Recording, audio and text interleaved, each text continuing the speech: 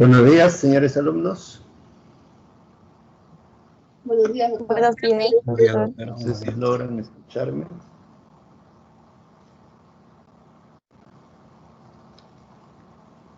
Doctor Villafano, buenos días. ¿Cómo está? Buenos días, ¿qué tal? Doctor, soy la delegada del grupo de cirugía de este grupo. ¿Ya? Quería comentarle que tenemos un problema con una de las compañeras que va a exponer hoy día, porque no es que aparentemente, sino que de verdad por su casa han hecho una construcción y han quitado toda la luz que de su casa, o sea, la compañera no tiene luz. Entonces, ha tenido su práctica hasta donde ha podido darle la batería del celular, pero actualmente pues no tiene la manera de cómo realizar el seminario. Ya. Si habría manera de, no sé, tal vez reprogramarlo, que podrá hacer eso. Bueno, me imagino pues que se han dividido en tres, ¿no es cierto? Una de ellas es la que tiene el problema. Hablaremos de los otros dos puntos, pues si queda pendiente lo suyo, lo de ella, para en otro momento, en un tiempito que podamos tener, lo hacemos. Por ejemplo, en la siguiente clase que me toca de intestino, ahí podemos hacerle un pedacito de tiempo con ella. O sea, no hay problema. Ya, doctor, pero ¿usted cree que se daría bien el seminario? Porque tengo entendido que la compañera iba a hacer el tema de hidroelectrolitos. Creo que, bueno, los chicos me dijeron que era una parte muy importante del seminario. Todo el seminario es hidroelectrolítico, todo el seminario. No sé específicamente qué tema le tocaba a ella y qué tema le toca a los otros, pues. Chicos, en el seminario, ¿qué parte le tocaba a Yulisa? Por favor, ¿me pueden decir? Por favor. No.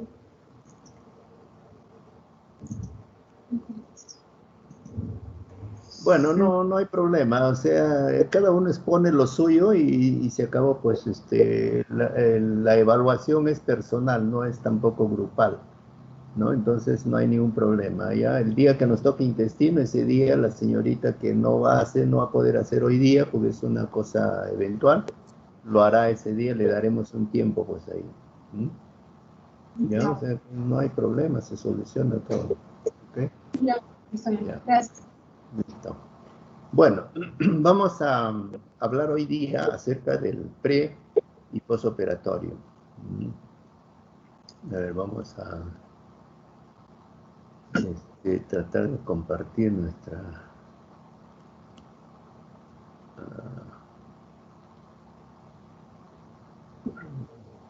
puede.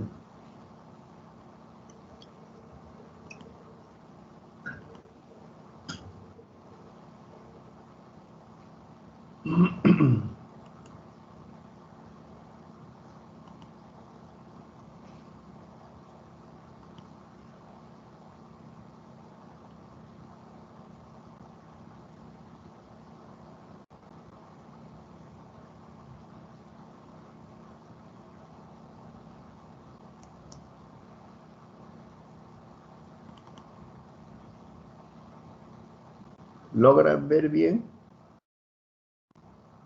Sí, doctor. Se ve bien, ¿verdad? Ya.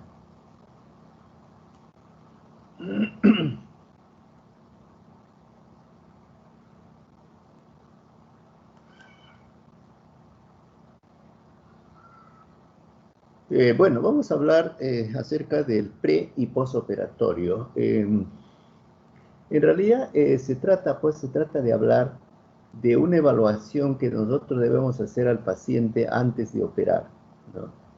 Lo ideal es que el paciente esté en buenas condiciones desde el punto de vista general para que sea una cirugía óptima. Nosotros manejamos tres tipos de pacientes, ¿no? O sea, pacientes que llegan a emergencia, ¿no? Que necesitan ser operados, pacientes que se operan en forma electiva porque van vía consultorio externo, se hace el diagnóstico y luego se solicita una serie de exámenes y se interna para operarse. Y en tercer lugar tenemos otros pacientes que a lo mejor son internados por otras patologías en los diferentes servicios de hospitalización y nos piden una interconsulta y resulta que tenían también una patología quirúrgica para ser intervenidas, ¿no? Entonces son esos tres tipos generalmente de pacientes que nosotros admitimos al hospital para su intervención quirúrgica.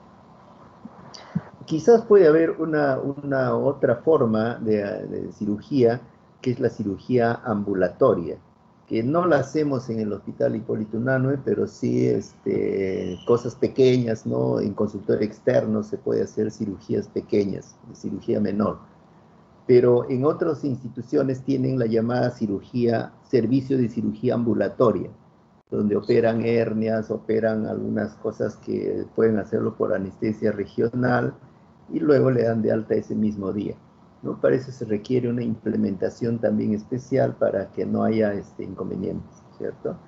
Entonces, pero nosotros a nivel del hospital hacemos básicamente cirugía de emergencia y cirugía con hospitalización, para las electivas. Las electivas, como su nombre lo indica, el Doctor, paciente, sí. ¿Está pasando diapos? Porque no se ve. No, yo le pregunté precisamente si se veía, me dicen que sí se ve. Así se ve la diapositiva, doctor, pero o sea, no se ve si es que usted está pasando las Ah, diapositivas. no, todavía no, todavía no. Ah, ya está bien. Ya, sí, estoy en la primera parte todavía hablando, todavía no estoy pasando diapositivas. Ya. Decía pues de que el preámbulo le estamos hablando de que los pacientes que se operan en forma electiva, nosotros le hacemos los análisis preoperatorios, ¿no? Para descubrir si tiene alguna otra patología, ¿no? O a veces pacientes nunca en su vida se han hecho un análisis y en el acto se encuentran que de pronto se les pidió un hemograma y de pronto pues tienen resulta que tenían anemia y no sabían, ¿no? Entonces hay que investigar la anemia, por qué tiene la anemia, o hay que enviar a interconsultas a medicina para que ellos determinen cuál es la patología que tiene. A lo mejor la parte quirúrgica pasa a un segundo plano, ¿verdad? Entonces, o a veces le pedimos su análisis y resulta pues que era diabético y el paciente no sabía, ¿no? Entonces la cosa cambia. O a lo mejor de pronto le pedimos su análisis y resulta que tenía VIH positivo y él no sabía, ¿no? Entonces son una serie de detalles que podemos encontrar en el acto operatorio, donde a veces la cirugía pequeña, entre comillas, por la que fue a consulta, resulta que eso pasa a un segundo plano y primero es otras patologías que él tiene, ¿no? Entonces, o a veces patologías crónicas que necesita todavía un manejo adecuado. Entonces, todos esos detalles existen, por eso es que hay que hacer una evaluación preoperatoria importante en los pacientes. Entonces, ahora sí voy a pasar a la siguiente diapositiva, ¿no? Ahora se ve, ¿no es cierto? La siguiente. Sí, doctor. Ya, correcto.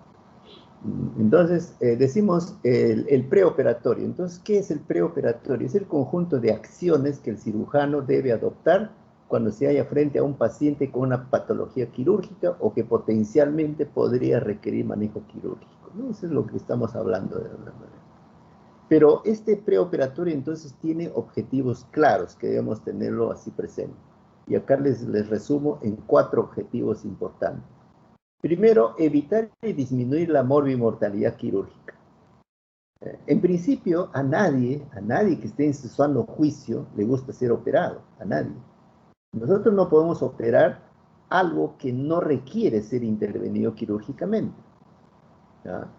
Entonces, y si tenemos que operar, pues que sea por algo estrictamente necesario para su mejoría en salud o en su vida de paciente, ¿no? Eso debe hacerse siempre pensando. No se opera a ver qué cosa tiene, no. A veces es común en la emergencia, cuando un paciente llega con dolor abdominal, donde hay mucha duda, será o no será tal patología, será o no será un apéndice, y como el residente quiere operar, dice, doctor, igual, pero lo abrimos y si no hay nada lo cerramos. Oiga, eso es una conducta pésima. A ver, pues le digo, una vez me pasó eso, ¿no? Llego a la emergencia para la guardia y estaba el residente listo con 2 o 3 programaciones para operar. Y cuando voy a examinar a ese paciente o con ellos mismos vamos a examinar, no parecía pues realmente que tenía la patología. Bueno, esto dijimos, vamos a observar todavía, pasamos al otro. Y por coincidencia tampoco. O sea, ninguna de las 3 personas estaban como para operarse ya, porque no era claro su diagnóstico. Entonces es así como el residente se molestó, me dijo, doctor, pero ya tenemos todo listo, ya está todo, ya compró el paciente todas sus medicinas, y que con el doctor anterior ya lo íbamos a operar, pero ya no había tiempo, por eso lo hemos dejado para operar ya con usted, que entra a la guardia. Pero ¿de qué vas a operar si el paciente no tiene diagnóstico? No tiene la patología, ¿no? Ni esto, ni el otro, el tercero. Cuando ya en el tercero le negué también, entonces se molestó el residente, ¿no? Me dijo, doctor, pero ya compró sus medicinas. Si ya compró sus medicinas, pues lo devuelve, puede devolver a la farmacia, le pueden devolver tranquilamente, no hay ningún problema. Yo le firmo la receta y le devuelven las medicinas, ¿no? Entonces, me digo, doctor, pero al final me dice, doctor, pero algo hay que hacer en la guardia, así molesto. Ah, muy bien, algo hay que hacer en la guardia, perfecto. Te doy permiso, anda, tráelo a tu mamá o tráelo a tu hermana y lo operamos. Pues. ¿Mm? Lo operamos. ¿Pero de qué lo van a operar si ellos no tienen nada? ¿Y esta paciente qué tiene? ¿Tiene algo para operar? No. Entonces nosotros, mire, tenemos que trabajar y tenemos que ver las cosas con mucho profesionalismo, con mucha ética en los pacientes. No podemos operar por operar, someterlo a una intervención quirúrgica, someterlo a toda la respuesta del estrés quirúrgico por nada, no pues, no es así. Entonces nosotros tenemos que tener muchísimo cuidado en la decisión de la intervención quirúrgica, no porque sea un residente que quiere operar, porque los residentes tienen pues síndrome de abstinencia quirúrgica en las guardias. Entonces si ellos no operan les da ataque, ¿no? Y es una desgracia pues si un residente pasó la guardia sin operar, es una desgracia, es una tragedia, digamos, ¿no? Entonces eso es lo que hay que tener control nosotros. Nosotros tenemos para eso, para controlar esas cosas, ¿no? Entonces hay que evitar en lo posible que el paciente tenga morbimortalidad quirúrgica. Imagínate que se me complica por haber operado por aquello que no era necesario operar. ¿Ah? Imagínense lo que pasa, lo que puede pasar con ese paciente. Entonces jamás se me va a ocurrir hacer eso. Bueno, entonces es uno de los objetivos del preoperatorio, es eso, evitar y disminuir la morbimortalidad quirúrgica. Le decía, a nadie en su sano juicio le gusta ser operado, ¿no? A nadie. Y es una acción tan trascendente en la vida de la persona que operarse pues marca un hito en su vida. A veces la única oportunidad que ha tenido para operarse o la única oportunidad que se ha operado al paciente. Entonces, eso le deja marcado al paciente para toda su vida. Además de la cicatriz que tiene, ¿no? Pero en realidad el hecho mismo, ¿no? Ojalá nunca tengamos que ser operados, ¿no? Ni como cirujanos que somos nosotros. A nosotros nos gusta operar, por supuesto, pero al paciente no le gusta que lo operen, definitivamente. Pero no queda otra cosa si es que su problema es de necesidad quirúrgica. El preoperatorio otro objetivo es facilitar su recuperación, es decir, hacer lo menos traumáticamente posible, ¿no? Y hacer que el paciente vaya en las mejores condiciones para que su recuperación también sea óptima. Luego, la reincorporación pronta a sus actividades cotidianas es otro detalle, porque nosotros estamos trabajando con personas para mejorar, ¿no?, su vida laboral, su vida en general, ¿no? Entonces tenemos que reincorporar al paciente a la actividad laboral, a su actividad económica que lo viene haciendo. Eso es fundamental, ¿no? Entonces ese es otro objetivo de la cirugía. Y otro objetivo del preoperatorio es disminuir costos, tanto para el paciente como para la institución. O sea, optar por usar medicamentos de ser similares, el menos costoso. instrumentos, de no ser indispensable, tampoco usar instrumentos costosos, pudiendo hacer de otro modo que pueda disminuir costos para los pacientes o para la institución. No por dármela de que yo opero solamente con determinado tipo de instrumento, tengo que hacerle comprar al paciente, ¿no? Pudiendo usar otros elementos que tengo que también garantizan una buena acción, ¿no? Entonces, todo eso tenemos que observar en un paciente en el preoperatorio. Entonces tenemos que evaluar al paciente antes de su intervención quirúrgica, ¿no? Dentro de los puntos que debemos evaluar, la evaluación de riesgo del paciente es la edad, ¿no? Ahí menciono seis detalles: edad, estado general nutritivo, patología quirúrgica de base, si el cuadro es agudo o es crónico, o si tenemos disponibilidad de recursos para poder hacer la intervención quirúrgica en un paciente, ¿no? Entonces, todo eso es importante, todo eso debemos ver en el preoperatorio. La edad, por supuesto, un niño se recupera más rápido que un paciente anciano, ¿no? Por obvias razones, problemas de tejido, tipo de tejido, irrigación de tejido que están en los niños, pues está en un rápido proceso de reproducción celular. En cambio, en un viejo ya están en decadencia, con poca oxigenación y todo lo demás. El estado general nutritivo, si un paciente está bastante sano, bien nutrido, pues tiene los recursos suficientes para mejorar y ir evolucionar bien, sobre todo en el proceso de cicatrización de tejidos y en suturas que vamos a hacer en la cirugía, ¿no? Y ver la patología quirúrgica de base, ¿no? ¿De qué se está operando? ¿Es un paciente con una neoplasia? ¿Es un paciente con una cirugía benigna, de fácil recuperación? En fin, eso tenemos que observar. Si el cuadro es agudo, si es por emergencia, o el cuadro es crónico y que hay que entrarle también ya en forma electiva, ¿no? Entonces, aquí merece quizás mayor comentario, si el cuadro es agudo, complicado por emergencia. Entonces, aquí en la emergencia es que tenemos que monitorizar al paciente.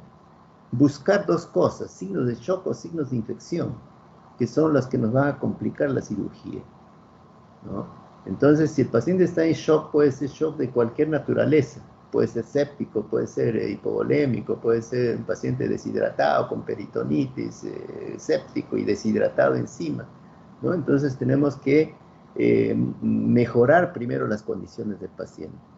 Es decir, habrá que hacerle reposición de volumen, habrá que usar drogas vasoactivas, o empleo de corticoides o antibióticos. El asunto es que tenemos que hacer que el paciente se estabilice hemodinámicamente. Mínimamente el paciente debe tener un volumen de orina de 30 centímetros cúbicos por hora, mínimo, ¿no? Para poder ingresar al paciente. ¿Por qué no menos? Porque todos los anestésicos que se van a usar en sala de operaciones, ¿no?, son hipotensores. Ustedes creo que ya pasaron por la rotación de anestesio, ¿o no? ¿No? Si ya pasaron por ahí, se han dado cuenta que todos los anestésicos son hipotensores, excepto la ketamina. El resto sí. Entonces, si son hipotensores, entonces si está entrando ya el paciente con hipotensión, con baja perfusión renal, al ponerle los anestésicos, lo vamos a llevar a una necrosis tubular renal aguda, y ahí sí la completamos, a una insuficiencia renal aguda. Entonces va a llover sobre mojado, y eso es lo que nosotros no debemos permitir, ¿no? Entonces el paciente debe entrar en condiciones apropiadas. Pero no por buscar las condiciones apropiadas tampoco vamos a demorar excesivamente. Vamos a tratar de eludir a este paciente grave y dejar para el turno siguiente. Esa es otra mala costumbre que tiene mucha gente, ¿no? Trata de demorar, no regular a tiempo al paciente y deja para el siguiente turno. Claro, con eso se sacude del paciente complicado, ¿no? Que a nadie le gusta operar a un paciente complicado. Pero yo creo que no es cuestión de gustos, es cuestión de salvar la vida del paciente, y hay que hacer las cosas a tiempo, ¿no? Y no ponerle pretextos, no pedirle exámenes sofisticados que no hay en el hospital, y como no tiene ese examen, no le entro a operar, ¿no? Imagínense ustedes, ¿no? Entonces son detalles que hay que cambiar. Si hay signos de infección, obviamente que hay que darle antibióticos. Previamente a darle antibióticos es preferible tomar algún tipo de cultivo para detectar al germen, si es que es posible, ¿no? De lo contrario, habrá que darle antibióticos en forma empírica, antibióticos pensando en el probable origen de la infección en el paciente, ¿no? Entonces, con esa cobertura antibiótica, ya debe entrar a sala de operaciones, ¿no? Entonces son detalles, como les digo, que no debemos dejar pasar en la emergencia, en los cuadros graves, en los cuadros complicados que estén en la emergencia. No olvidar su presión venosa central, que es importante. Con la presión venosa central vamos a manejar bien los líquidos, vamos a evitar sobrepasarnos en líquidos, más aún si se trata de un paciente que tiene alguna cardiopatía aguda o que tiene algún grado de insuficiencia cardíaca, que podríamos sobrepasarnos de líquido y llevarla a un edema agudo de pulmón. Entonces eso es lo que no debemos permitir. Entonces todos estos detalles tienen que ser evaluados por el cirujano antes de entrar a operar a un paciente. No se trata de que se necesita operar y a que pase nomás a sala, no. Yo creo que así la cosa no va a ir bien. Nosotros debemos ir siempre a una cirugía, como quien dice, debemos ir a ganador.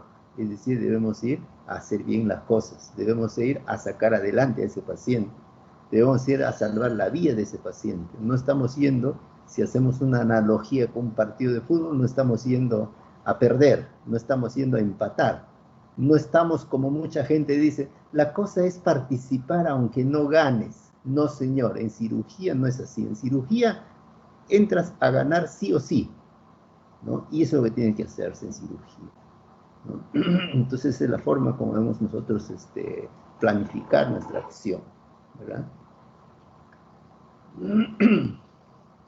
En cuanto si es una patología crónica asociada, ¿qué patologías crónicas asociadas son las que más frecuentemente vamos a tener? Acá les menciono algunas. Por ejemplo, la hipertensión arterial. El paciente debe recibir tratamiento previo o postergarse la cirugía hasta que se normalice su presión arterial, ¿no? Estamos hablando de patología crónica, patología, probablemente una cirugía electiva, ¿no? Entonces hay que hacer un tratamiento previo hasta que mejore su condición de hipertensión arterial. Muchas veces hemos visto pacientes que están hospitalizados, se normaliza su presión, todo bien, se le lleva a sala de operaciones y en la sala de operaciones hacen crisis de hipertensión arterial. O sea, se le sube la presión ahí. Entonces el anestesiólogo se ve en apuros, mejor ve pues que si no se recupera, no se nivela su presión, lo suspende la operación. Yo creo que a buena hora, ¿no? A buena hora. Nosotros no debemos forzar una cirugía si es que tiene algún problema el paciente. No, la cirugía no debe ser forzada. La cirugía debe ser la apropiada al momento de que estamos haciendo la cirugía. Si hay algún problema, hay una dificultad, es preferible no hacer la cirugía, ¿no? Si yo recuerdo un día, por ejemplo, entramos a sala de operaciones y había una doctora que era la anestesióloga, durante la intubación, no sé qué pasó y el paciente hace un paro en ese momento.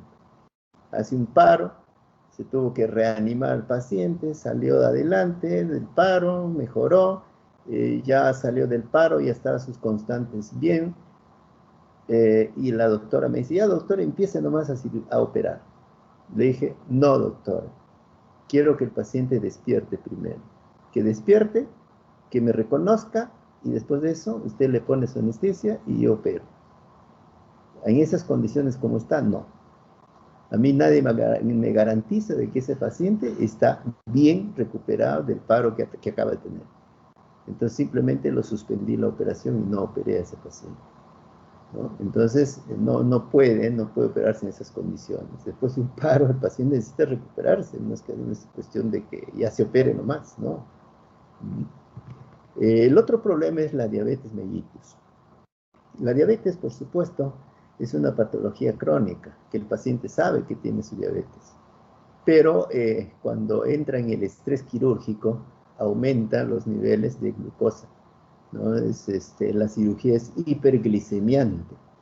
Entonces, tiene que entrar el paciente bien equilibrado con su problema de la diabetes. Tiene que haber sido manejado previamente.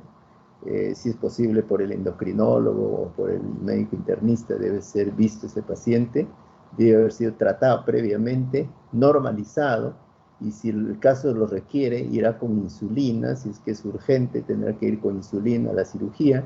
De lo contrario, no debe operarse hasta que se estabilice su glucosa, ¿no? Entonces, salvo que sea de estricta necesidad la cirugía, entonces tendrá que ponerse insulina, tendrá que monitorizarse adecuadamente a este paciente para que pueda entrar a la sala de operación. Otro problema crónico es el EPOC, ¿no? En estos casos hay que pedir pues una radiografía de tórax, hay que pedir gases arteriales, espirometría, cultivo de expectoración, y con esos exámenes solicitar el riesgo neumológico, ¿no? El neumólogo evaluará con todo esto y nos dirá cuál es el riesgo neumológico del paciente y si está en condiciones de ser operado o no, o postergar hasta que mejore mucho más su patología, hasta que se estabilice mejor, porque si tiene poco por una fibrosis pulmonar, eso no lo va a mejorar, pero no va a curar, pero en todo caso puede estabilizarse, puede mejorar sus constantes, ¿no? Entonces, de ese modo recién puede ser operado. Pero queda a cargo del neumólogo que nos recomiende lo que tiene que hacer.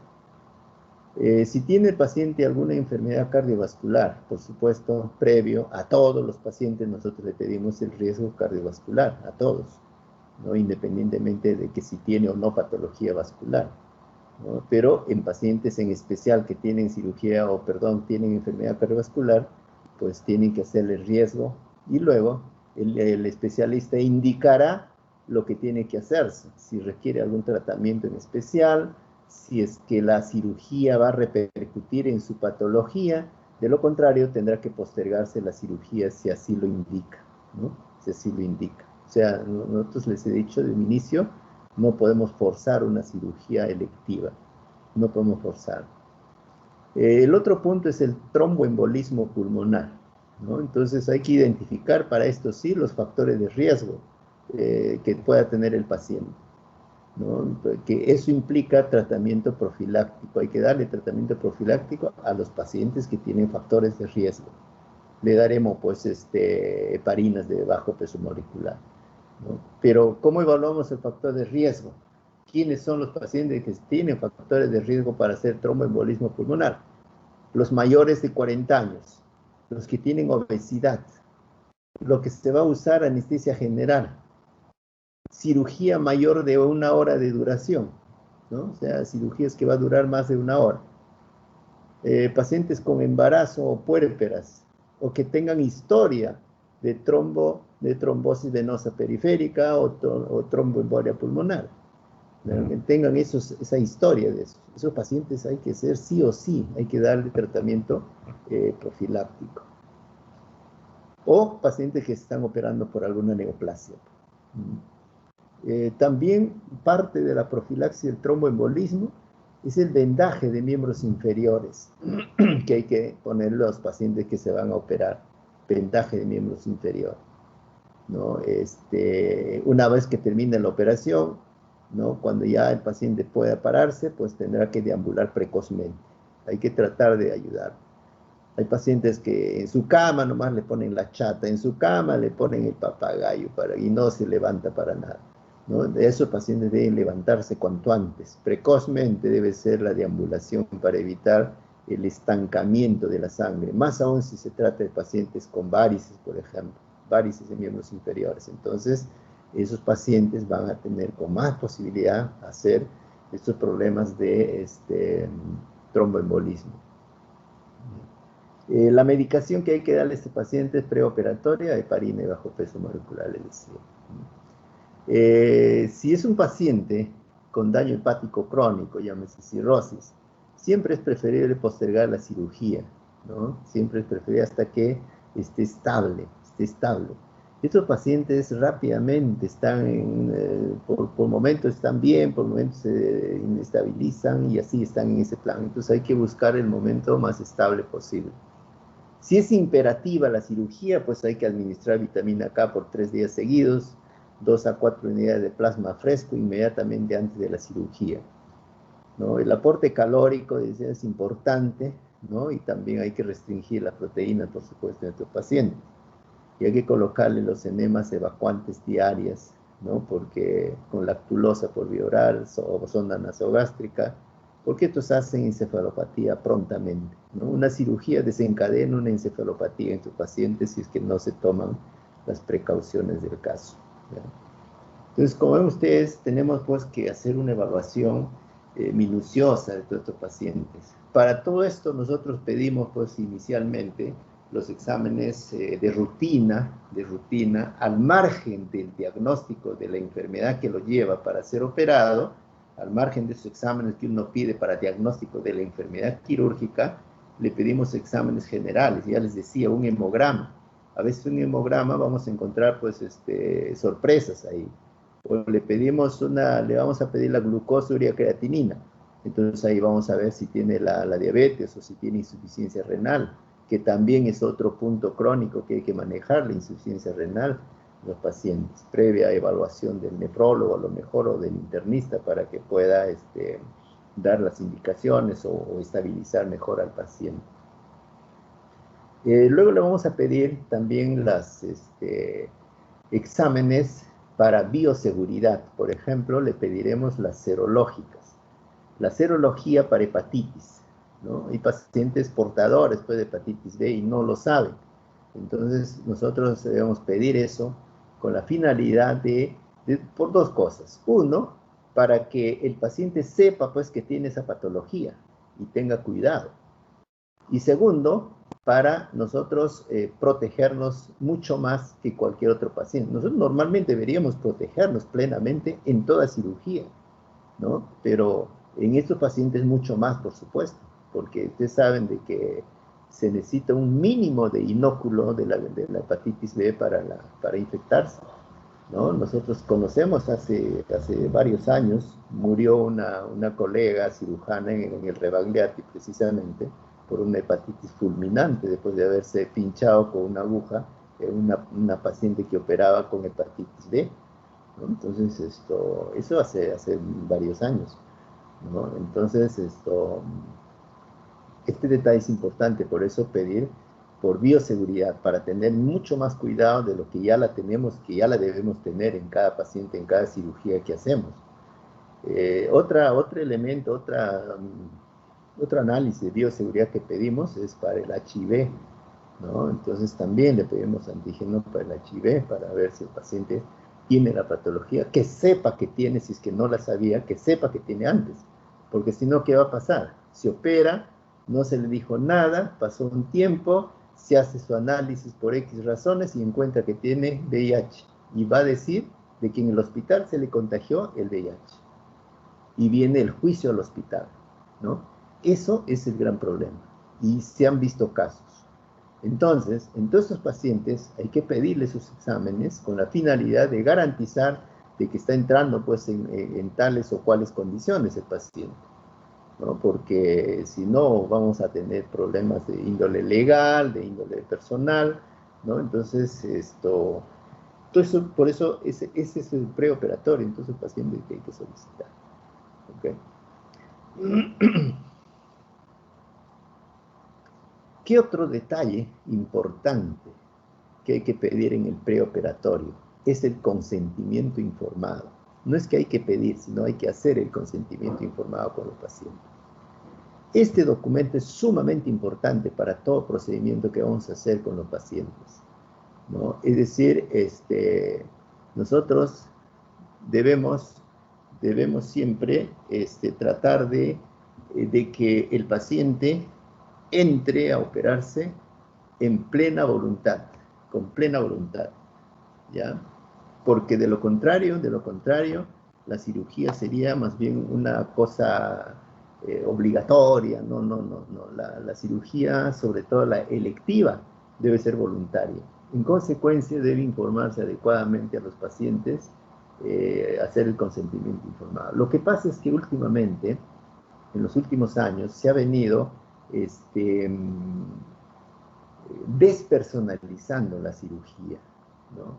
Resulta que uno programa a los médicos para que operen, por ejemplo, hoy día, programo para mañana, ¿no? Y resulta que hoy día el médico que va a operar mañana, o los médicos que van a operar mañana, uno está de descanso posguardia, el otro está libre, el otro recién va a regresar de vacaciones mañana, justo se incorpora. Es decir, ninguno de los que van a operar mañana conocen a los pacientes que se van a operar, pero les toca su turno operatorio y hay que programarles su cirugía. Y resulta que llegan pues 8, a las justas 8, después de las 8 están llegando a sala de operaciones, a ver, ¿qué me han programado? ¿No? Entonces miran su programación, de repente le han programado pues una vesícula, una hernia, un hemorroide. Entonces lo primero que dice a la señorita, le dice, señorita, que me pasen primero la vesícula, después la hernia, y al final me mandan el hemorroide. ¿Ve? O sea, el médico ni conoce al paciente, y es más, lo está despersonalizando. Ahora su paciente ya no es fulano de tal, sino es una vesícula. Su paciente es una hernia o su paciente es un hemorroide. Ese es su paciente. En eso se ha convertido su paciente. Y resulta que el paciente no se entera ni quién lo va a operar. ¿En quién confiar? En nadie. ¿No? ¿A quién reclama? A nadie. ¿En quién confía algún detalle que quería hablar? Con nadie. ¿Ve? Entonces, ese es el gran problema de la despersonalización. Y eso se ha dado y se da no solamente a ese nivel, sino en general en el hospital, en las instituciones hospitalarias. Se da. Nomás escuchamos a la enfermera, por ejemplo, de emergencia, llamando, camillero, camillero, ¿no? Llamando al camillero para que lleve a un paciente. Y resulta que ese camillero tiene un nombre. Ese camillero es un señor fulano de tal. Ese camillero es un padre de familia. Ese camillero tiene hijos orgullosos que viven orgullosos de su padre porque trabaja en un hospital. Claro, no saben qué hace, pero trabaja en un hospital. ¿Se dan cuenta? Ese es un hombre que necesita y que requiere respeto, ¿ve? Y hay que llamarlo por su nombre. Y sin embargo, se ha despersonalizado. Ya no es señor tal, sino es camillero. Y ya no es fulana de tal, sino es chatera, la que lleva las chatas.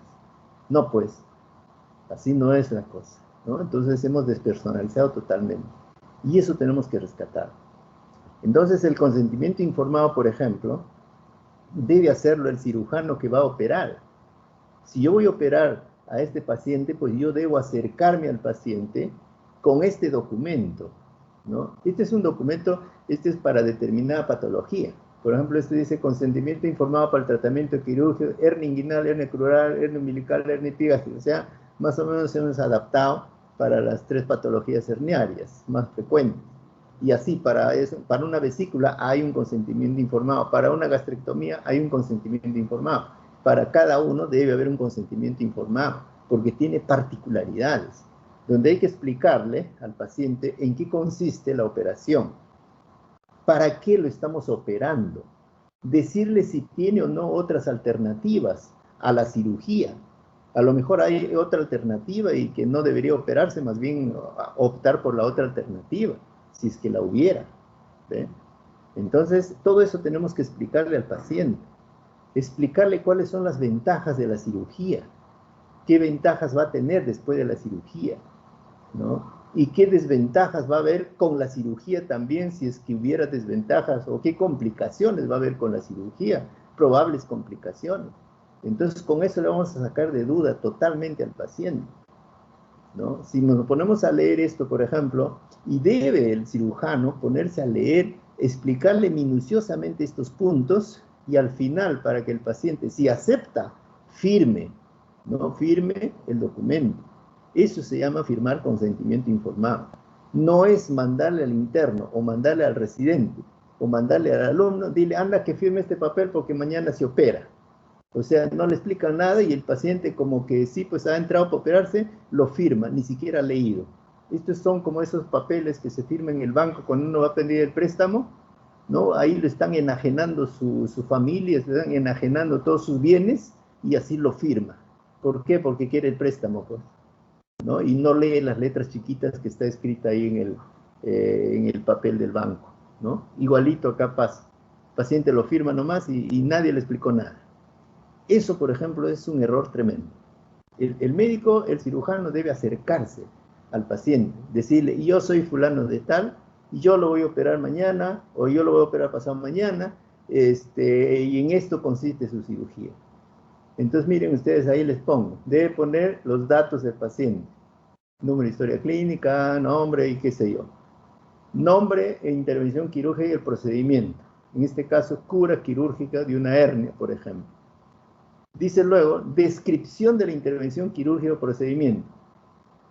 Entonces ahí el paciente va a firmar después de haber, es como si el paciente dijera, estuviera diciendo de lo que le ha explicado el médico. Por eso dice, el médico me ha advertido que el procedimiento requiere de administración de anestesia y que es posible que durante o después de la intervención sea necesaria la utilización de sangre o hemoderivados, de cuyos riesgos me informarán los servicios de anestesia y hematología. Mediante este procedimiento se pretende reparar el defecto de la pared, evitando el aumento progresivo y eliminando el riesgo de estrangulación que obligaría a una cirugía urgente.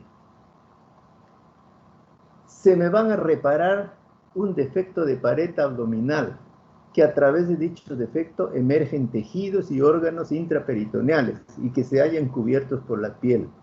La operación consiste en cerrar el defecto, en la mayoría de los casos colocando un material protésico llamada malla.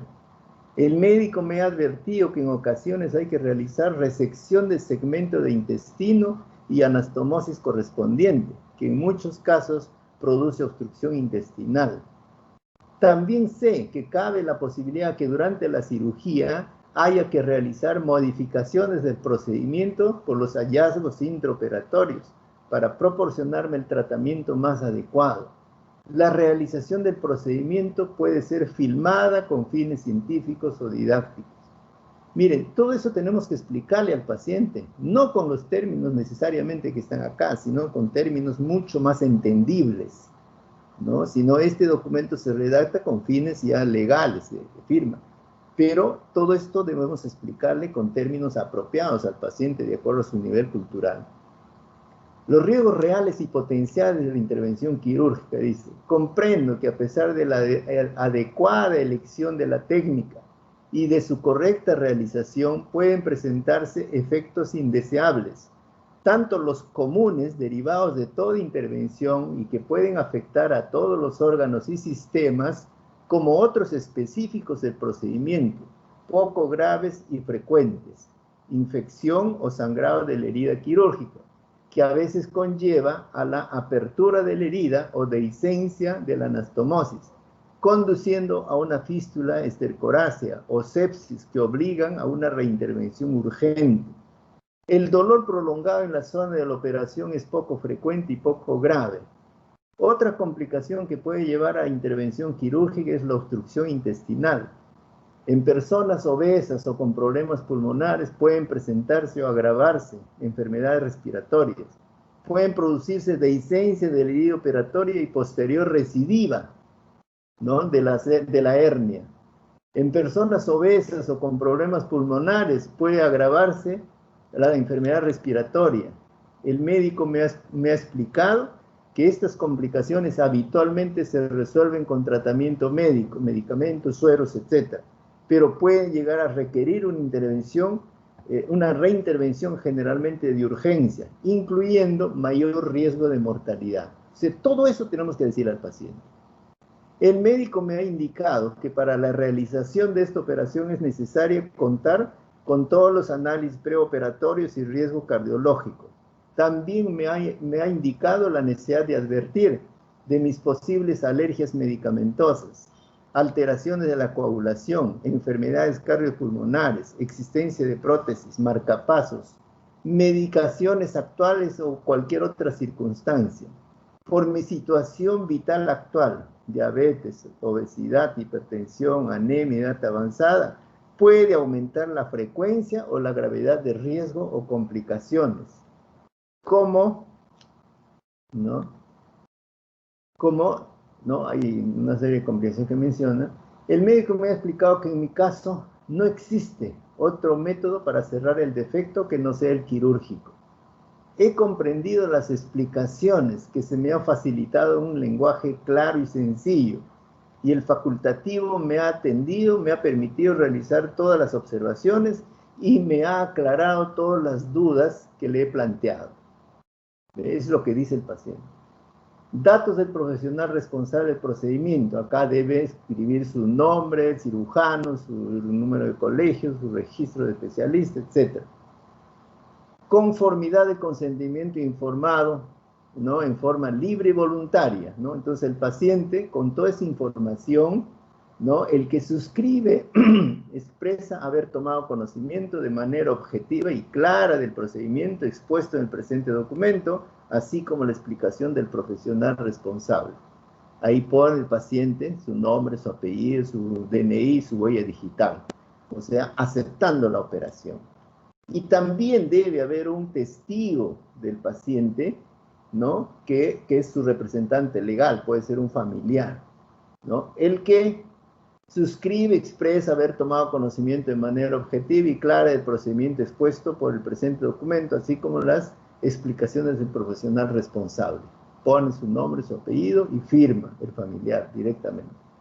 Con eso ellos están aceptando, o el paciente está aceptando la operación después de haber escuchado la explicación. Sin embargo, eso lo puede firmar hoy día, mañana es su operación. Y mañana en la mañana resulta que algo le pasó, no sé, pero resulta que a las 8 de la mañana, cuando ya va a pasar el paciente a sala de operaciones, se desanima la operación. Dice, no, mejor no me opero, ¿no? Ya se desanimó. Entonces el paciente está en su derecho también, a pesar de haber firmado, está en su derecho de desanimarse. Eso está permitido por ley.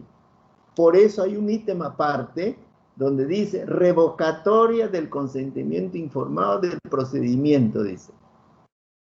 Por el paciente, ¿no? Fecha, ¿no? El que suscribe expresa su voluntad de revocatoria sobre el procedimiento e intervención quirúrgica expuesto en el presente documento. Firma el paciente, ¿no? Firma, ¿no? Su nombre, firma, huella, y su representante legal lo mismo. El que expresa su voluntad revocatoria sobre el procedimiento, y acá se terminó todo. O sea, simplemente no se opera el paciente. Yo como médico, yo como cirujano, no me debo sentir mal, no me debo sentir incómodo, no me debo sentir molesto tampoco. Simplemente es voluntad del paciente. Está en su derecho, él tiene derecho a esto, a revocar lo que firmó inicialmente, ¿no? Habiendo entendido bien todo esto, firmó aceptando, y mañana cuando ya llega la hora, se desanimó. ¿Tendrá sus razones? La tendrá. Simplemente nosotros accedemos a esa revocatoria. Es decir, el paciente pues no desea operarse, no se opera, no hay ningún problema. ¿Ya? No hay ningún problema, la decisión es de él, del paciente. Porque si yo voy a forzar, voy a decir, no, usted ya firmó y ya no hay nada que hacer acá, no. No, señor, el paciente tiene derecho. Nosotros vivimos bajo una norma, bajo leyes, nosotros vivimos en un estado de derecho. Y como tal, todos tenemos nuestros propios derechos y obligaciones que cumplir. Y esto es un derecho que le asiste al paciente. Entonces nosotros no podemos dejar de reconocer eso, ¿ya? Lo que pasa es que mucha gente no hace el consentimiento informado como debe hacerse, que es diferente. Y eso puede traerle problemas legales. Nosotros tenemos en el hospital, para cada patología, tenemos un documento de este tipo, ¿no? Esto es para hernias, por ejemplo. Le pude haber traído para vesículo, para estómago, para colon, le pude haber traído, pero les he traído lo de hernias, ¿no? Y así. Entonces, esto no hay que olvidar. No es pues un consentimiento informado así, muy a la ligera, donde ponen, autorizo a los médicos a que hagan mi intervención quirúrgica y punto. No, tiene que estar expresamente así explicado. lo que ocurre, lo que puede ocurrir con esa patología específica que está siendo sometido a la cirugía. Entonces, ese es el consentimiento informado que debe tener cada patología en el paciente. Y eso se hace inclusive para procedimientos que no son quirúrgicos, sino procedimientos así intervencionistas. Por ejemplo, los gastroenterólogos tienen consentimiento informado para hacer una gastrectomía, tienen consentimiento informado para hacerle una proctoscopía, tienen consentimiento informado hasta para hacerle un tacto rectal. Debe pedirse la firma de un consentimiento informado al paciente, porque si no, va a haber quejas, y va a haber quejas de eso, y ha habido antecedentes. Pasó en Trujillo, me parece, un paciente demandó a un médico porque le hizo un tacto rectal sin su consentimiento, ¿no? Entonces se sintió herido en su intimidad, en su amor propio, ¿no? Y lo demandó al médico. Y tenía todo el derecho, si es que él no le anticipó, no le dijo para qué le iba a hacer el tacto rectal y en qué consistía y qué es lo que conseguía con eso. No le dijo nada. Simplemente, a ver, bájese, y el paciente se quejó así. El paciente dice, no me dijo nada, de pronto me dijo, desvístase, y sintió el dedo adentro. Eso no es pues la cosa, ¿no? Entonces, nosotros tenemos que advertir a cada paciente. Todo procedimiento, tenemos que decirle en qué consiste y le vamos a hacer esto, por esto, por esto, por esto. ¿Ok? Si el paciente acepta, a buena hora. Si no acepta, pues no se hace. Simplemente no se hace. ¿Ve? Ok. También nosotros tenemos que ver el riesgo del paciente para la cirugía.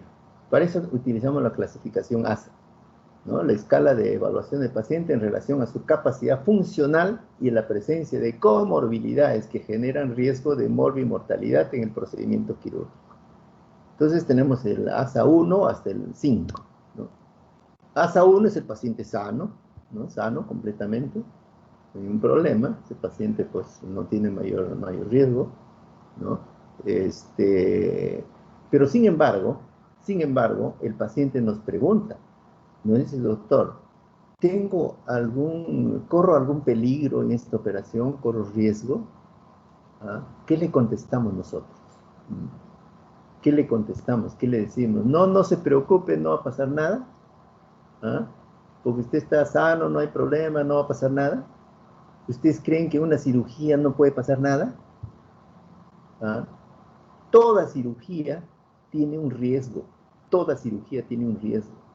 Por eso someter a un paciente por aquello que no era de necesidad quirúrgica, someterlo a una cirugía, lo estamos haciendo correr un riesgo innecesario, ¿no? Totalmente innecesario.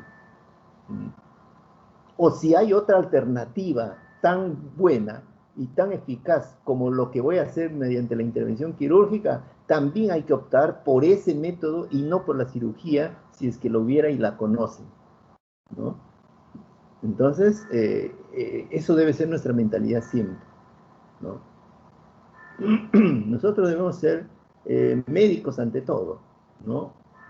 Antes que operadores, sino cirujanos, ¿no? Es decir, con formación completa de la cirugía. Entonces a ese paciente tenemos que decirle qué cosa, que si hay riesgo o no hay riesgo, que sí hay riesgo, por supuesto que sí, ¿no? Entonces si hay riesgo, entonces mejor no me opero, porque yo me siento sano, me siento bien, entonces mejor no me opero. Si eso es su decisión, perfecto, no se opera, pues, ¿no? Pero nosotros tenemos que garantizar de que tenemos que, o con todo lo que hacemos, vamos a minimizar el riesgo. Porque en realidad en la vida, en todo momento, estamos corriendo riesgo, en todo momento, ¿no? Por ejemplo, cuando nosotros subimos a un ómnibus, subimos a un microbús, estamos corriendo riesgo. No lo de ahora, pues que el riesgo de infectarse por el COVID, bueno, este es circunstancial por esta pandemia, sí, pero aparte de eso, nosotros no sabemos si el chofer puede ser un epiléptico y en plena velocidad en la autopista, pues le da el ataque.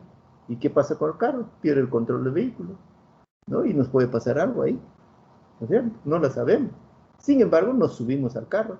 ¿Acaso preguntamos al subir, le preguntan, señor, usted es epiléptico, está tomando sus medicinas, toma sus hidantoínas? No le preguntamos nada. ¿Ah? No le preguntamos nada al paciente. perdón, al chofer. Entonces, nosotros le decimos al paciente, si su operación corre riesgo, hay riesgos, hay estos riesgos, para eso está el consentimiento informado, le explicamos todo en qué consiste, ¿no? Pero le decimos, nosotros garantizamos en el sentido de que tenemos acá un buen equipo de cirujanos, ¿no? Que operan bien, o sea, por ese lado no hay problema. Segundo, le estamos pidiendo todos sus análisis preoperatorios y vemos que todo está bien, eso garantiza también su operación. Tercero, tenemos todos los equipos en la sala de operaciones lo suficiente para llevar adelante una cirugía, y si hubiera complicaciones también tenemos un reanimador adecuado, tenemos un equipo de anestesiólogos excelente que actúan inmediatamente cuando hay alguna posibilidad de dificultad cardíaca o respiratoria, ¿no? O cuando hay un paro, todos ellos actúan inmediatamente. Es decir, tenemos todos los equipos que garanticen de que usted va a ir bien. ¿Se dan cuenta? Entonces, con eso disminuimos riesgos. Pero eso de que no hay riesgo en absoluto y no le va a pasar nada, eso no es cierto. Puede pasar algo. Nosotros hemos visto casos así de lo más inaudito. ¿Cuántas experiencias hemos tenido nosotros de ese tipo? Hemos tenido pacientes que se nos han muerto en una cirugía de apendicitis, una común, corriente. Se nos han muerto pacientes en sala de operaciones. Hemos tenido pacientes que el sobrino de un colega, un chiquito de 2 añitos o de 1 año y medio, lo llevan para operarle de un frenillo y se murió en sala de operaciones ese chiquillo, ¿no? Imagínense. O sea, cosas terribles. Por ahí me recomendó una autoridad de una universidad para operar a una alumna que tenía su apendicitis. Mándamelo al hospital, lo mandaron al hospital. Yo lo estoy operando, en plena operación, paro cardíaco la chica. ¿Ah? Felizmente se reanimó y salió adelante. Y tuvimos que, claro, avisarle, por supuesto, que eso había pasado en el acto operatorio, ¿no? Y traté de ver si tenía alguna secuela, menos mal nada, ¿no? Entonces, le decía, ya no por su nombre, le decía salvada por la campana, ¿no? Entonces, cosas así, les digo, experiencias bastante ingratas que hemos tenido, pero eso pasa en la cirugía, ¿no? Y quien no ha tenido una complicación es porque no opera, quien no ha tenido una cosa de eso es porque no opera, pues. Puede ser cirujano, pero no opera, ¿no? Un ama de casa que no rompe platos, nunca lava platos, ¿no? ¿No? Una cosa así, ¿no? Entonces nosotros tenemos que ver todos esos aspectos. Por eso el ASA1, un paciente sano, no es que no tenga riesgo, ¿no? Claro, tiene menos riesgo que el resto. Claro. ASA2, paciente con patología crónica asociada pero compensada, ¿no? Con presencia de otros factores de riesgo, sí, como obesidad leve, a lo mejor pues tiene bastante sed, ¿no? Y también fuma pues regular, ¿no? ASA3, múltiples patologías crónicas, ¿no? Por ejemplo, diabetes mellitus no compensada, portador de marcapasos, o es un paciente pues que le gusta sus tragos, como a muchos residentes que conozco, ¿no? O hipertensión crónica no compensada, ¿no? Es ASA3 su paciente. ASA4, enfermedad grave, incapacitante, no controlada o terminal, pacientes graves. Ejemplo, insuficiencia valvular severa, ha tenido un infarto reciente, ¿no? Ese paciente es un ASA4. ASA5 ya es un paciente que está en peligro inminente de muerte y hay escasas posibilidades de sobrevivir. Ya la mayoría de cirujanos no operan a estos pacientes. ¿Para qué? ¿No? Tiene disfunción orgánica múltiple, pero sin embargo a veces los de UCI nos presionan, nos exigen, oye, tienen que entrarle, hay esto, lo otro, para darle su empujoncito. No, pues tampoco, ¿no? Pacientes con disfunción orgánica múltiple, ¿qué cosas necesitamos? ¿Qué vamos a hacer en ese paciente? Aneurisma roto, etcétera, ¿no? Entonces son casos ya perdidos, ¿no? Hasta el ASA4 ya es un paciente completamente grave, ¿no? Entonces, esta escala nos dice, pues, la gravedad y el caso a la que nos estamos metiendo, ¿no? En la cirugía.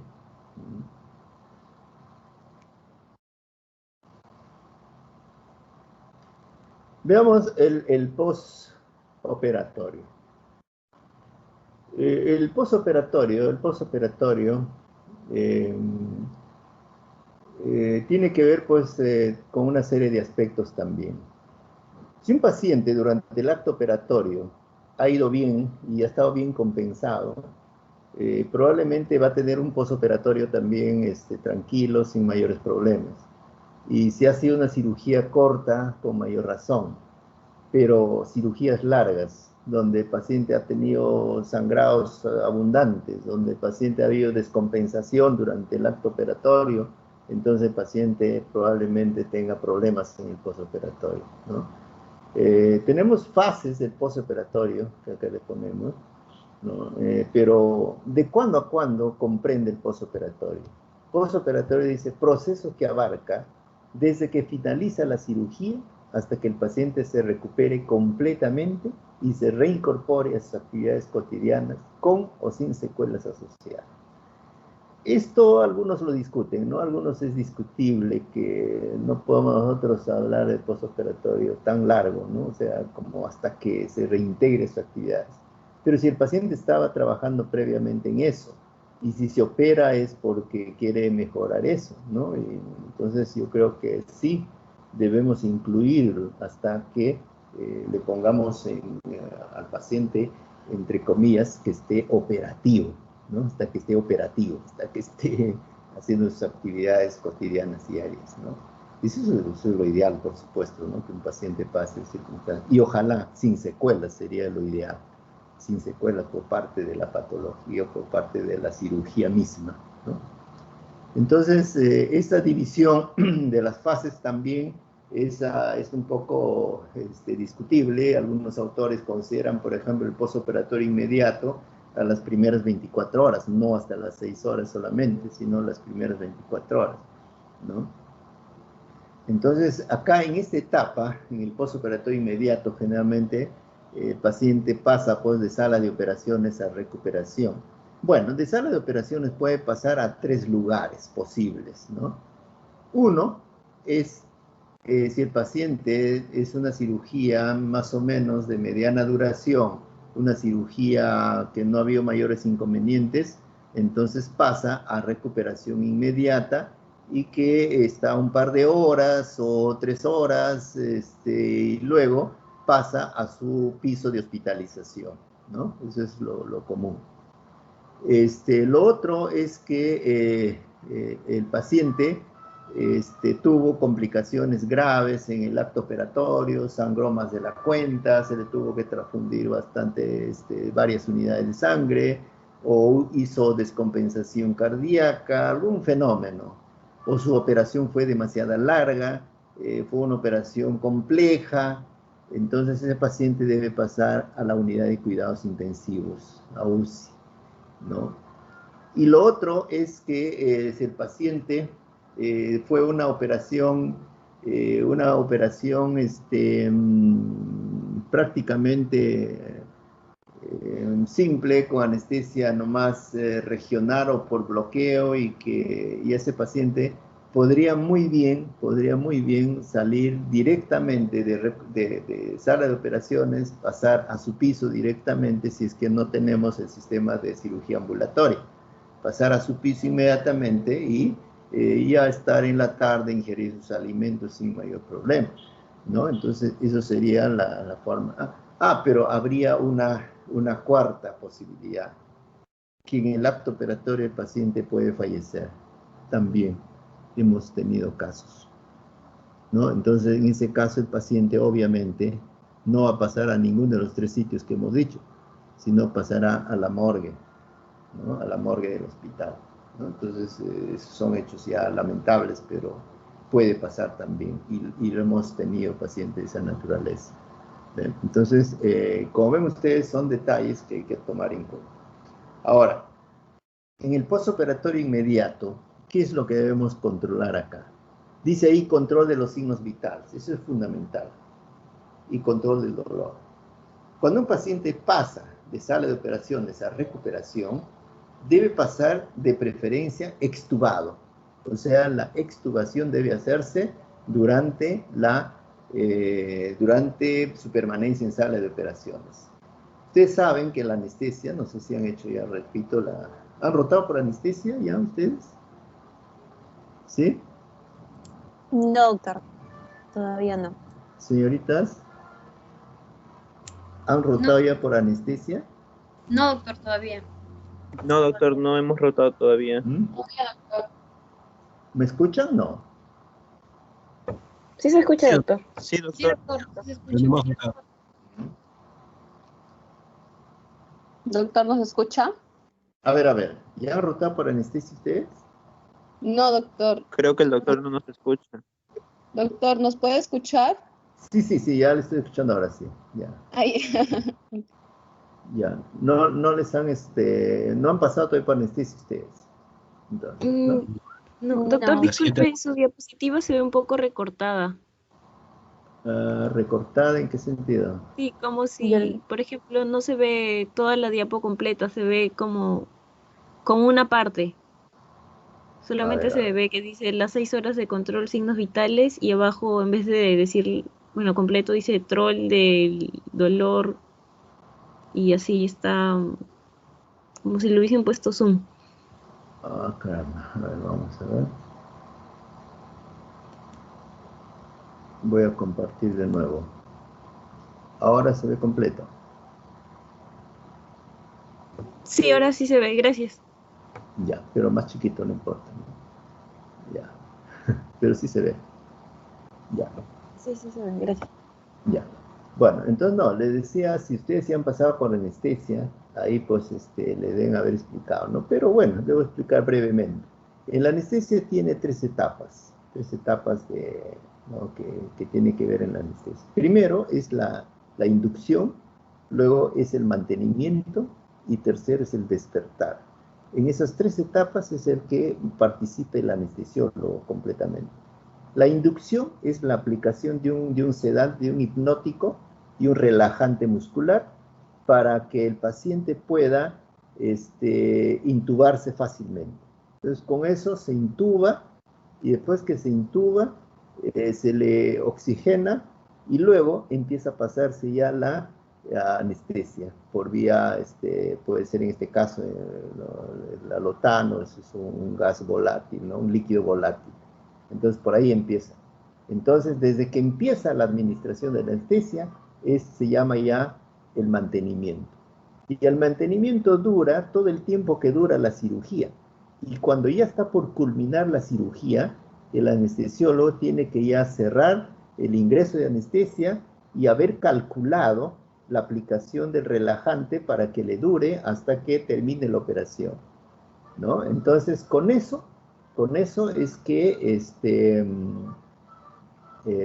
se coordina de tal modo que el paciente ya se despierta al momento que estamos colocando el último punto. Por eso que el último punto casi ya la siente el paciente, ¿no? Entonces, con eso el paciente despierta y ya empieza a eliminar él mismo, trata de botar el tubo endotraqueal que tiene y el anestesiólogo ya con esos signos retira el tubo y el paciente empieza a respirar ya espontáneamente.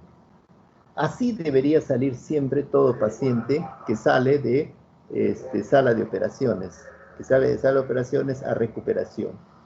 En recuperación, cuando llega el paciente a recuperación, la enfermera asume el control de los signos vitales y es como quien dice, hace una especie de control en qué condiciones lo está recibiendo al paciente, desde el punto de vista de la presión arterial, su respiración, su grado de oxigenación, le pone al monitor para ver cómo está todo esto, ¿no?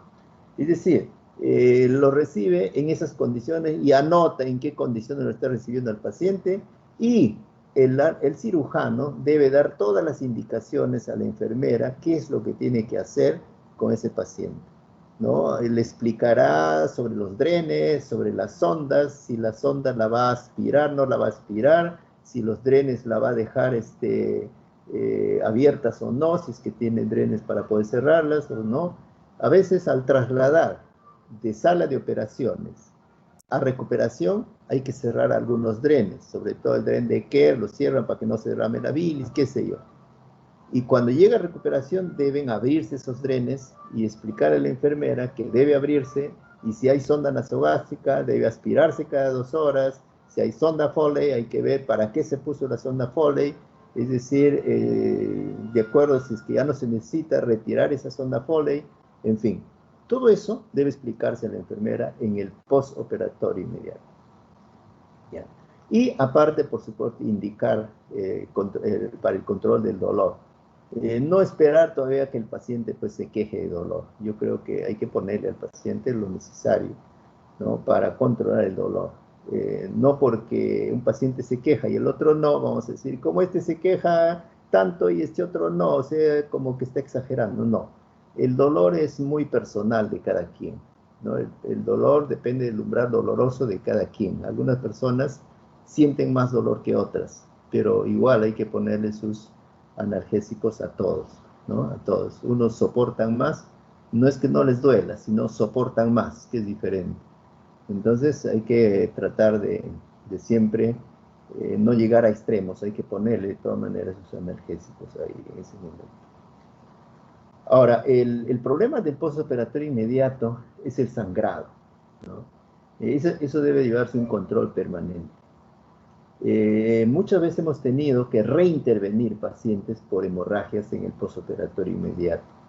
Hemos tenido que regresar 8 o 9 de la noche para poder operar a nuestro paciente que nos avisan de que está sangrando.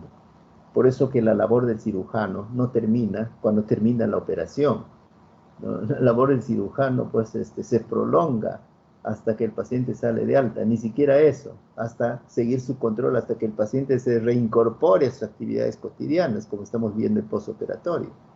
Al cambio, el anestesiólogo no, pues el anestesiólogo termina la operación, está en recuperación, el paciente está despierto, ya, ahí se terminó su tarea del anestesiólogo, ¿no? Entonces, pero del cirujano no se acaba ahí, el cirujano continúa su vía crucis, continúa el cirujano, ¿no? Porque al final el paciente le reclama es al cirujano, no es al anestesiólogo, ¿no? Entonces, tenemos todo un tiempo que vamos a seguir con el paciente. Entonces, ese postoperatorio que puede haber sangrado, de hemorragia, es lo que nos llama la atención inmediatamente. Es decir, a ese paciente algo pues pasó. Lo que pasa es que cuando uno opera, la anestesia hace que todo esté en hipotensión arterial. Nosotros estamos manejando la cirugía generalmente con cuando yo le pregunto al anestesiólogo, ¿cuánta presión tiene? Entonces me dice 90-60, ¿no? Una doctora, una anestesióloga estaba así, y le pregunté así, doctora, ¿cuánto de presión? 90-60, doctor. ¿No? Entonces, le digo, yo no le preguntaba sus medidas, doctora, le preguntaba cuánta presión tiene, ¿no? Entonces, en realidad la presión arterial, pues durante el acto operatorio, se maneja así en cifras bajas, o sea, una sistólica de 90 y diastólica de 60, o sea, unas medidas ideales, ¿no? Entonces, cuando la presión está así y uno ve que no sangra, pues uno no hace hemostasia porque no sangra. Cuando la presión sube, ahí empieza a sangrar los vasos que están colapsados, y ahí viene la hemorragia ya en el postoperatorio. Por eso es preferible que en el acto operatorio, cuando estamos en esa etapa final, le decimos al anestesiólogo que le eleve la presión de alguna forma. Entonces, que nos eleve la presión para ver pues qué vasos sangran ahora para hacer una hemostasia apropiada, ¿ve? Entonces, si no hemos hecho eso, pues en el postoperatorio nos empieza a sangrar. Y sangran de vasos que pudimos haberlo ligado y no lo ligamos porque no sangraba pues al momento que cerrábamos al paciente, ¿ve? Entonces, más de una vez hemos tenido que acudir al hospital 9, 10 de la noche a reoperar el paciente, porque el de guardia pues está ocupado con otros pacientes también de la emergencia y todo un problema. Entonces, eso es nuestra preocupación, por eso que uno siempre cuando opera a un paciente, en la tarde, en la noche, está llamando a la enfermera para preguntar a ver cómo está el paciente, que me diga sus constantes vitales, que me diga cómo están los drenes, cuánto mojan los drenes, etcétera, etcétera. Uno está preocupado pensando en su paciente, ¿no? Y tempranito uno está llegando a 8 de la mañana, pues para ver a ver cómo está el paciente inmediatamente. ¿no? Entonces, es una preocupación permanente que uno debe tener. Ahora, ese paciente pasan de recuperación, ya pasa a hospitalización, y hospitalización ya uno va viendo la evolución diaria, por supuesto, ¿no? La evolución diaria. Generalmente, cuando ya pasa esta etapa, aquellos que consideran que el postoperatorio es hasta las 24 horas, bueno, pasar las 24 horas. ¿Qué pasa, por ejemplo? ¿Cómo controlamos la infección? Si un paciente tiene, por ejemplo, infección, tiene fiebre, si en el primer día postoperatorio tiene fiebre, ¿en qué pensamos? ¿No? El primer día postoperatorio, vamos a pensar en un problema respiratorio, probablemente una broncoaspiración o una neumonía que se instaló por acción de la intubación, una intubación forzada, una intubación difícil, y eso lo llevó a una neumonía, probablemente por una neumonía intrahospitalaria que acaba de hacer por la manipulación del tubo endotraqueal. Entonces, el primer día va a ser fiebre, 38, 39 temperatura en el primer día postoperatorio.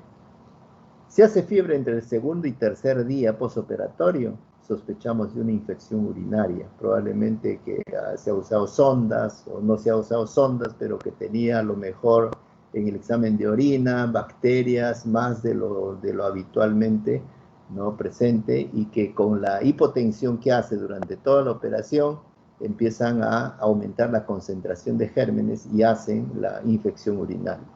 Esa es la otra posibilidad. Entonces, en el primer caso, le pediré pues una radiografía de tórax para confirmar la neumonía. En el segundo caso, le pediré un sedimento de orina, donde me va a decir que el sedimento efectivamente hay aumento de células epiteliales o gérmenes, qué sé yo, ¿no? Nos va a mostrar. Y si tiene fiebre entre el cuarto a sexto día, entonces ya no pienso en esas cosas, sino más bien pienso en una infección del herido operatorio. Entonces, ¿qué le pido ahí? Le pido a la enfermera que me pase una pinza, abro la herida, ¿no?, entre punto y punto, y van a ver cómo drena el petróleo de ahí, ¿no? Entonces, hay infección de herido operatorio. Si es entre el séptimo, octavo, noveno, décimo día, ya estoy pensando más bien en un absceso residual. Le pediré una ecografía y con eso haré el diagnóstico. Y si es posible drenar en forma percutánea, drenaré el absceso en forma percutánea. De lo contrario, habrá que hacerle una laparoscopía para drenar o una laparotomía, ya dependiendo cuál es la estrategia en ese momento, de acuerdo a la ubicación del absceso intraabdominal, ¿no? Entonces, así evaluamos nosotros no quiero decir con esto que sea única y exclusivamente por esta causa la presencia de fiebre en determinado momento, sino que estos son los parámetros generales que nosotros manejamos. Tenemos que empezar de algo, tenemos que tener una base, y en base a eso ya ir haciendo las disquisiciones diagnósticas, que puede ser otra cosa, ¿no? Puede ser un paciente que tenga, pues, el primer día está haciendo fiebre, y la neumonía, no hay neumonía. ¿Y qué pasa? Que tenía más bien un absceso glúteo, porque antes de entrarse a operar, días anteriores ya había estado poniéndose ampollas de unas inyecciones, le han estado poniendo, y ha hecho un absceso en el glúteo. Y justo el primer día postoperatorio empieza a hacer fiebre por esa causa, y no por una neumonía. Entonces puede pasar muchas cosas, por eso le digo, pero partimos de algo tenemos que partir, de una base frecuente y una base común, ¿no? Eso nos sirve como una especie de guía, pero no es absoluto eso que estamos mencionando. En el postoperatorio inmediato, ¿no? O sea, dice ahí recuperación de la motilidad y tolerancia digestiva. Eso generalmente al segundo o tercer día. No, generalmente al día siguiente ya debe haber la motilidad intestinal, ya debe haber al siguiente día, ¿no? ¿Qué importancia tiene que haya motilidad intestinal? Eso me va a dar la pauta para poder empezar a darle de comer al paciente. Lo ideal es que el paciente empiece a comer lo antes posible, si es que es permitido, si es que no se ha hecho una cirugía intestinal, si no se ha hecho una sutura, una anastomosis intestinal o gástrica, qué sé yo, se debe dar de comer cuanto antes es mejor, ¿no? Cuanto antes es mejor. ¿no? Evitar el ayuno prolongado en los pacientes, ¿no? Entonces, pero si se ha hecho una anastomosis intestinal, qué sé yo, entonces hay que tomarse el tiempo de acuerdo a cada caso, ¿no? Hay que tomarse el tiempo. Y si el tiempo es muy largo, entre tanto, tendrá que darse nutrición parenteral total, con la finalidad de no emaciar al paciente. Si no, vamos a llegar a la emaciación, ¿no? Luego, tenemos que ver también en esa etapa el paciente va a ir empezando a entrar en conciencia de que pues su cirugía valió la pena en la medida que se va recuperando y va llegando a su normalidad. Los primeros días, a veces el primer día, segundo día, el paciente todavía está indiferente a todas estas cosas. Más aún si se ha usado en la anestesia el dihidrobenzoperidol, que lo lleva a la indiferencia al dolor. O sea, el paciente, ¿te duele? Sí, pero no me importa, siga nomás, ¿no? O sea, indiferente al dolor. Y también la indiferencia frente a todo, ¿no? Como dicen, el odio mata menos que la indiferencia, ¿no? Entonces, el paciente terminó la operación, está despierta, usted se acerca, le dice, señora o señor, ya terminó su operación, todo ha salido bien. El paciente lo mira y le dice, ah, ya, ¿no? Como quien dice, ya, pues, ¿y qué? ¿No? No, o sea, no asimila. Pero pasaron al segundo día, tercer día, recién el paciente vuelve a su normalidad y recién se preocupa. ¿Y quién lo ha operado? Está preocupado por eso, para preguntarle cómo ha salido, para decirle gracias y todo eso. Recién ahí empieza a entrar en razón, ¿no? A preocuparse. Por eso que esas reacciones son naturales de la gente. En ese sentido no hay que extrañar que eso ocurra siempre, ¿no? Ahora, luego el paciente, es importante la posición del paciente en la recuperación. El paciente debe estar siempre con la cabeza más alta que el cuerpo, con la finalidad de bajar las vísceras y dejar libre al diafragma para que el paciente pueda respirar mejor. Claro, dependiendo de las condiciones de la cirugía, depende de las condiciones de la anestesia, todo eso, ¿no? Pero lo ideal es siempre que el paciente esté en esa posición de Fowler se llama eso, ¿no? Que esté con la cabeza más alta que el cuerpo, de tal modo que permita mayor expansión pulmonar, porque las mayores complicaciones son precisamente respiratorias, porque el paciente no respira bien por el dolor y encima si las vísceras se le van hacia el diafragma, peor aún no va a poder respirar. Entonces, si más bien las vísceras bajan hacia la zona pélvica, tiene el diafragma libre para poder ventilar, ¿no? Entonces, eso hay que tratar de hacer.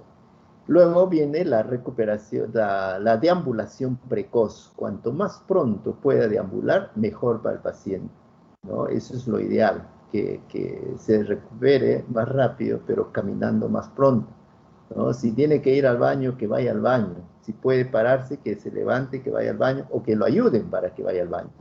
No ponerle una chata.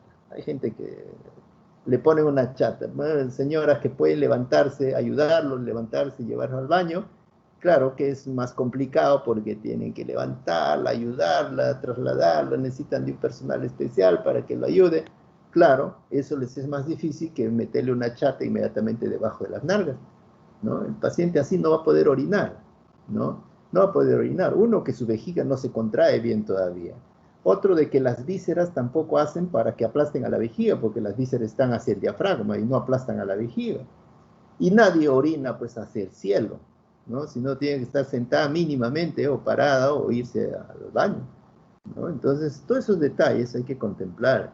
Y a veces a las enfermeras les es muy fácil ponerle una sonda. No orina, le meten una sonda inmediatamente y con eso solucionan su problema. Claro, solucionan su problema de ellos, porque con eso el paciente ya no les molesta de que quiere orinar, ya no les molesta. Pero le están causando un problema al paciente. Lo ideal es no ponerle sondas. Lo ideal es no ponerle nada que complique al paciente. Cuanto menos invasivos, mejor. Cuanto menos invasivos seamos, mejor. Menos sonda nasogástrica, menos sonda rectal, menos sonda Foley. Es decir, hay mucha gente que es muy amante a las sondas, y hueco que haya, hueco que hay que meterle sondas, no pues, ¿no? Eso hay que tener mucho cuidado, ¿no? Porque con eso lo vamos a complicar más a los pacientes.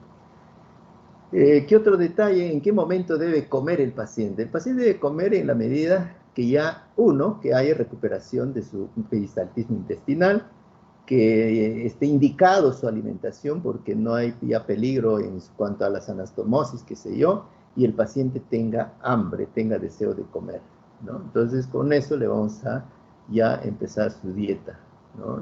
A la dieta se le va empezando de forma progresiva para que pueda ya ir llegando a la normalidad.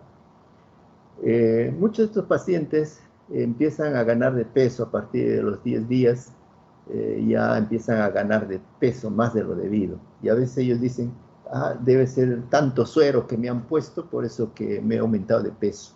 No es eso, sino lo que pasa es que como ya empezaron a comer, empieza a comer ya casi normal, pero se mueve menos, porque como está operado, no se puede mover mucho, no puede hacer mucho ejercicio, no puede hacer mucha actividad. Entonces, come igual o come más, pero no hace actividad física. Obviamente va a aumentar de peso, ¿no? Como mucha gente ha aumentado de peso en esto de la pandemia, están guardadas en su casa, han aumentado de peso, ¿no? Entonces, eso es lo que pasa, ¿ve? Entonces, esos detalles hay que tener en cuenta también. Lo otro es la siguiente lámina que vamos a ver.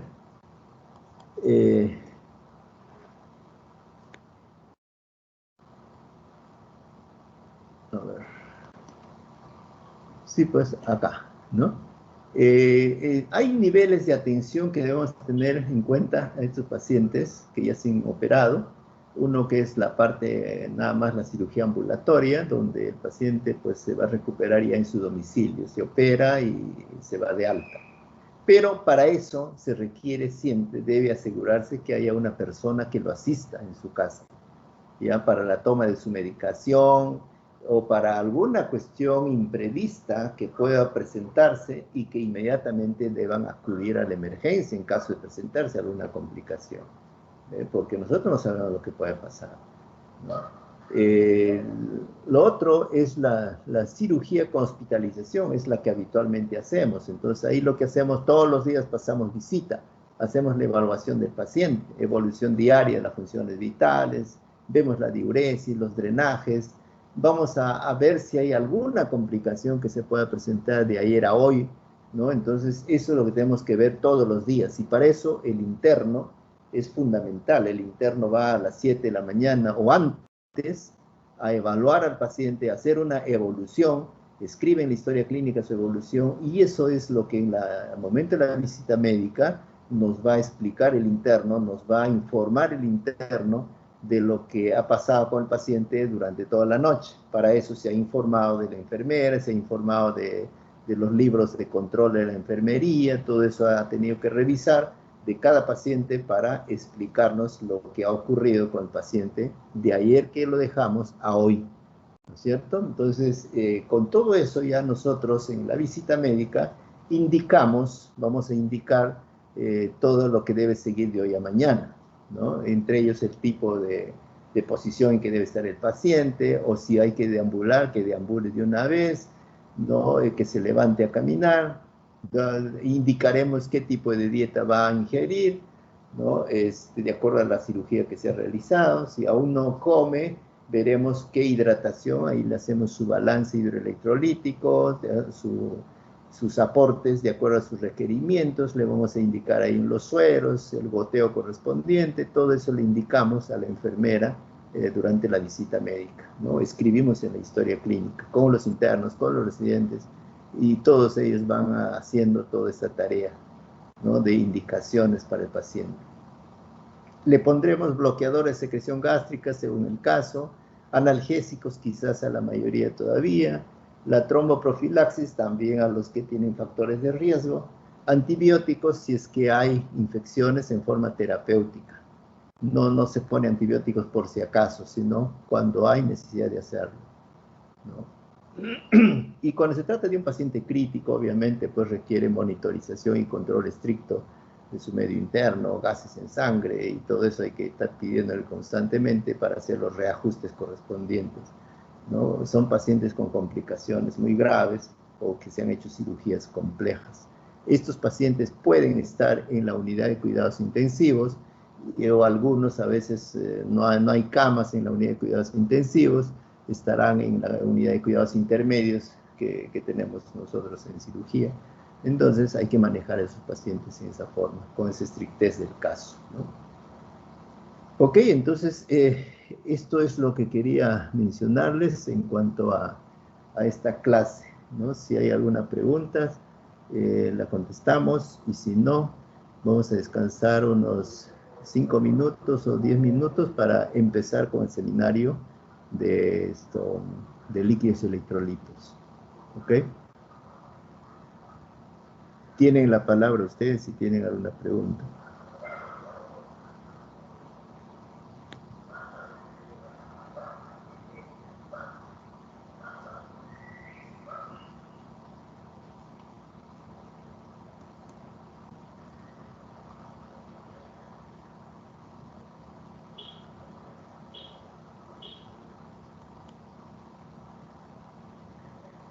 Doctor, ¿me puede escuchar? Sí, sí, lo escucho, claro. Doctor, disculpe, en el caso de que se vaya a operar a una persona, digamos, por una causa, bueno, una causa X, y se encuentre al paciente en la radiografía de tórax que existe la posibilidad de que tenga un probable quiste hidatídico, Ya. y le está trayendo complicaciones, ¿cuál se operaría primero? ¿Tiene que operarse primero por la causa a la que estás yendo o se opta por primero operar el quiste hidatídico? Ya, depende de varias cosas. Primero, del tamaño del quiste hidatídico. Segundo, de cuál es la patología que está siendo operado o que se va a operar, ¿no? Entonces, si es una patología grave que pueda comprometer la vida de la persona, la cirugía por la que se va a hacer, y el tamaño del quiste no es muy grande, se puede operar sin ningún problema el abdomen, lo que se ha pensado operar. Pero sí se advierte de que de aquí a un tiempo, no muy largo, va a tener que ser operado también del pulmón.